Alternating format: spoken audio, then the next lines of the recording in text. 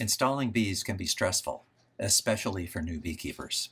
In this video, I'll show you the gear I use and go through the process step by step. Now, the theme song. Buzz. Buzz, buzz, buzz, buzz, buzz, buzz, buzz, buzz, buzz, buzz. Installing packages is no big deal for me now, but I sure remember the first package I installed. It was so intimidating. Prior to that, my only first-hand experience with honeybees was getting stung when my barefoot stepped on an occupied dandelion flower. The thought of shaking 10,000 of these stinging insects into my boxes completely stressed me out. When installation day finally arrived, I did some things right and some things wrong, but it all worked out.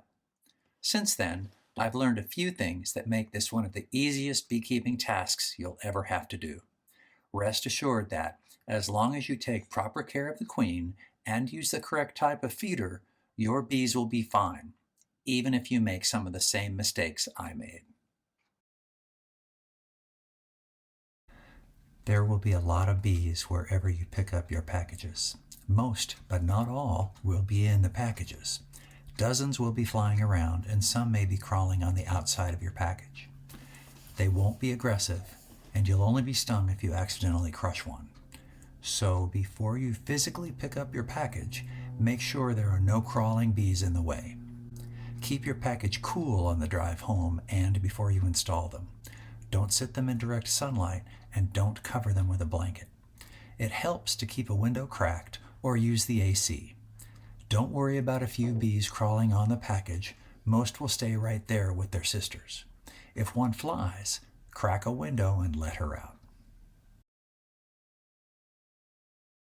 Installation works best if you have everything you need laid out and organized. I make sure I have these items ready. A hive tool, a screwdriver will work if you don't have one yet, vice grips, a nail, a paper clip, you'll use that if your queen is in a plastic queen cage, a bee brush, and a jar top feeder with 5 to 6 feeding holes in the lid near the center filled with a 1-to-1 sugar syrup mixture. Before you install your bees, you need to know how you will hang the queen cage. If you have a wooden queen cage, I recommend you bend the metal tab into a hook, then hang the cage between 2 frames from a nail. If you have a plastic queen cage, I recommend you straighten out one end of a paper clip, and when the queen is in the other end of the cage, run it through a couple of the openings and then bend the end into a hook. Then twist the paper clip 45 degrees, insert a nail into the top loop, and hang the cage between 2 frames.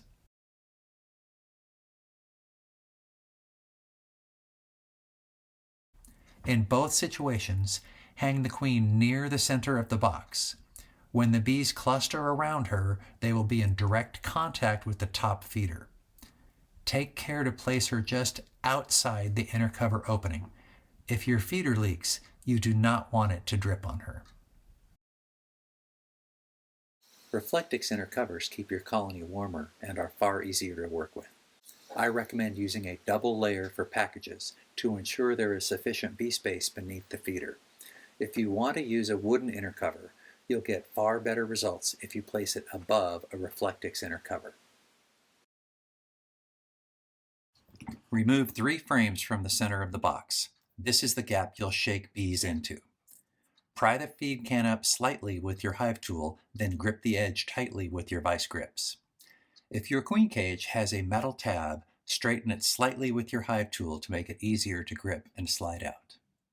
Lightly bounce the package. The clustered bees will drop to the bottom. Remove the feed can and set it aside. Now cover the opening with something. I use an empty Costco nut jar.